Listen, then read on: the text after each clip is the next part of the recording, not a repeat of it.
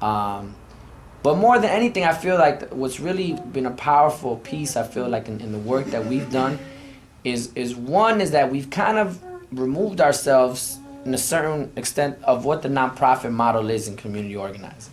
You know, we're not a nonprofit organization. You know what I mean? We started off just 3 of us, but I can happily say that I feel like the vision of Rebel Diaz has expanded to more than just 3 people. We now have an actual community space, the Rebel Diaz Arts Collective, which we opened up in 2008, at the end of 2008. Actually, no, 2008. 2008 we opened it up, like around November, December 2008. And it's an autonomous community space, which we felt was very much needed in the South Bronx, right?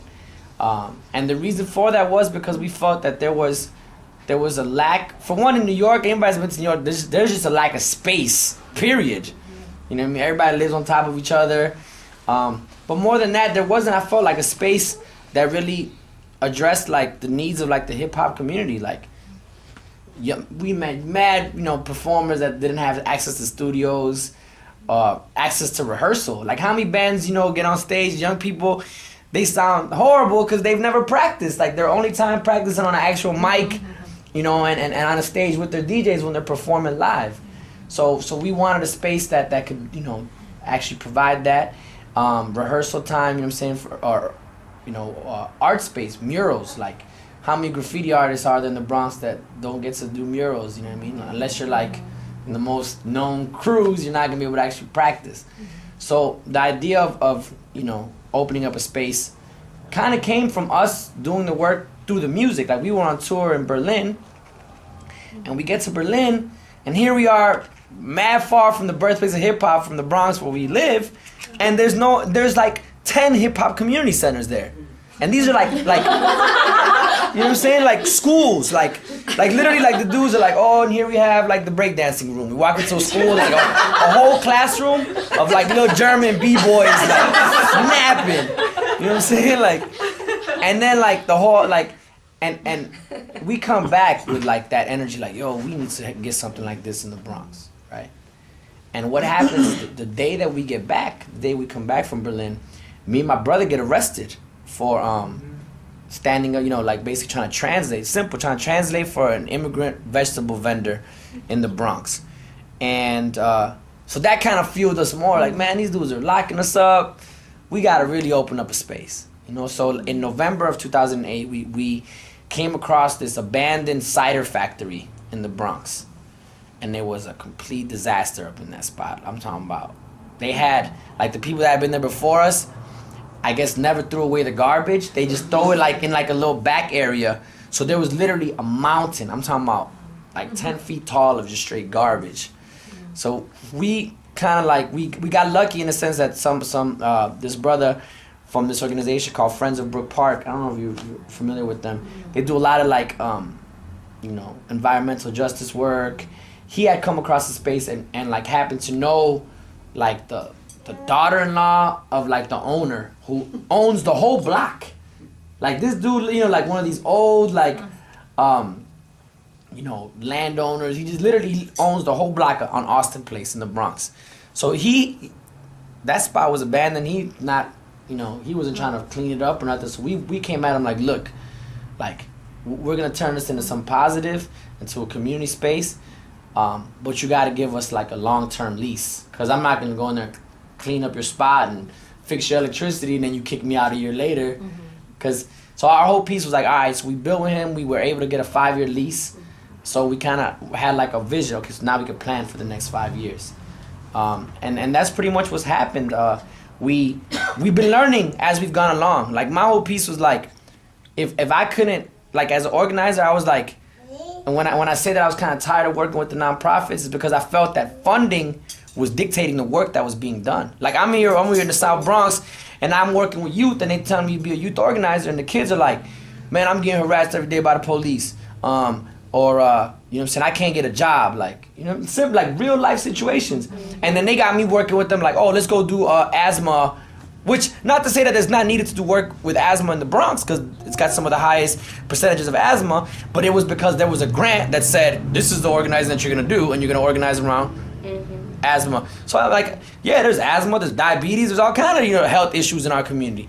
But what was the work that the youth wanted to do? It wasn't that. They didn't want to do work around asthma. They wanted to do work around the school safety officials that were making their life impossible every morning when they walk into the school.